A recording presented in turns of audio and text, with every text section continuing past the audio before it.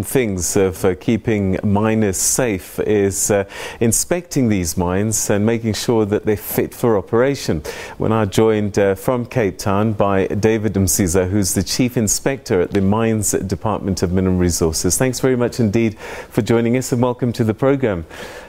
So today we're looking back 3 years since the Lily mine disaster, but I suppose in many ways it's symbolic about safety in our mines. Tell us about the work that you do in your department in inspecting mines.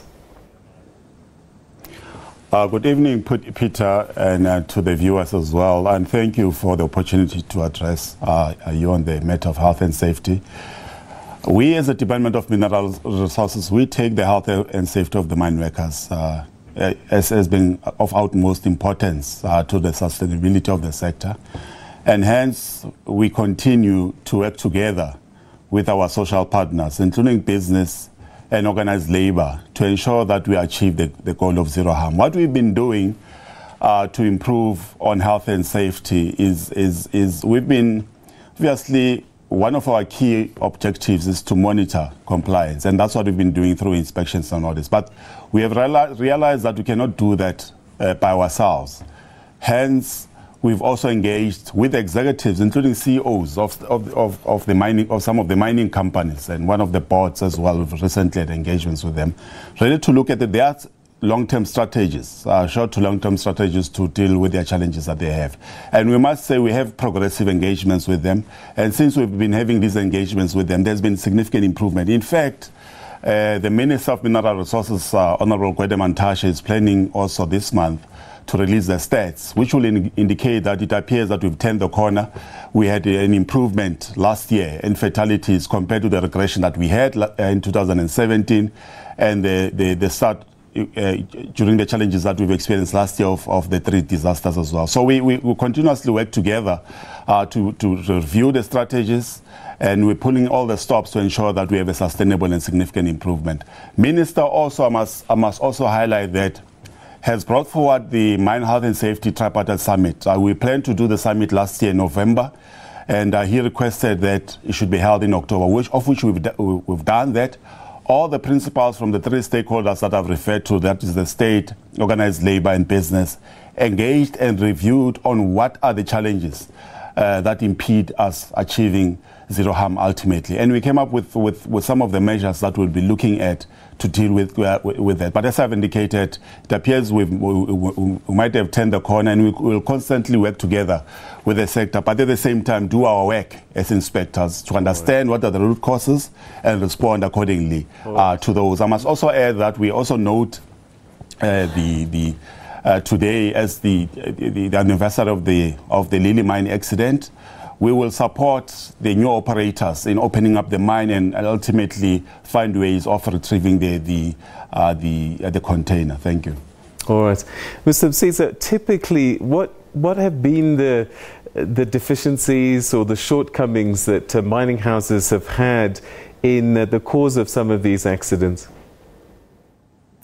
I think one of the things that we've agreed upon as stakeholders during the mine summit that I referred to is that we have to constantly work on the behavioral part and the culture of doing things at the mines, not only of the workers but also of the employers. In other words, the decision making and planning in such a way that we sustain health and safety. So it's one of the things that we've agreed with the sector that we'll be focusing on. Hence, we've also came up with what we call the culture transformation framework, which we'll have to implement in the sector to improve on the issues of behavior and the culture of taking shortcuts, and that might lead to serious accidents. But also, we have noted some technical challenges that we've been experiencing in the mines. One of them is the issue of, if you look at the body or the number of fatalities and injuries that are reported by the sector, you'll find that mainly it's rock-based or seismic-related accidents,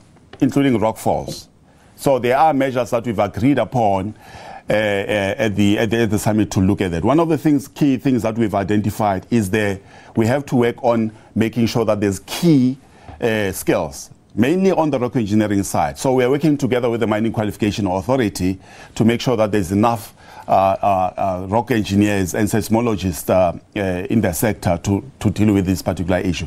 Health is also important, Peter, must also highlight, because there's more people who lose their lives in the sectors as a result of health-related issues, especially lung diseases-related issues, TB and silicosis. So there is an emphasis as well on health issues, including, by the way, HIV and AIDS. Although we do appreciate and acknowledge the fact that it's not an occupational disease, however, it has a significant impact in the mining sector, not only on the workers themselves, but their families and communities that they come from. So we have agreed on programs to deal with it. In fact, last year in December, we had a World AIDS Day commemoration in the Rustenburg area, where the Premier of Northwest and the MEC of Health in that came and addressed, and the stakeholders from the sector came and addressed the communities and mining workers on what measures we can look at to deal with those challenges. So there is a wide variety of issues that we are looking at, and hence we've been seeing, in fact, in the last few months, the improvement that we are. So the issue is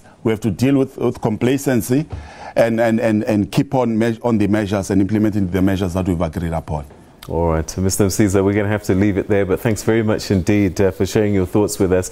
And it's encouraging to see that a lot of work is being done to continue to improve the state of safety in our mines. Thank you so much indeed for your time, sir. All right, so that was David Msiza, who's the Chief Inspector at the Minerals Department, telling us about some of the initiatives that his department is engaged in increasing safety. As today we look back at that tragedy that happened 3 years ago at Lily Mine.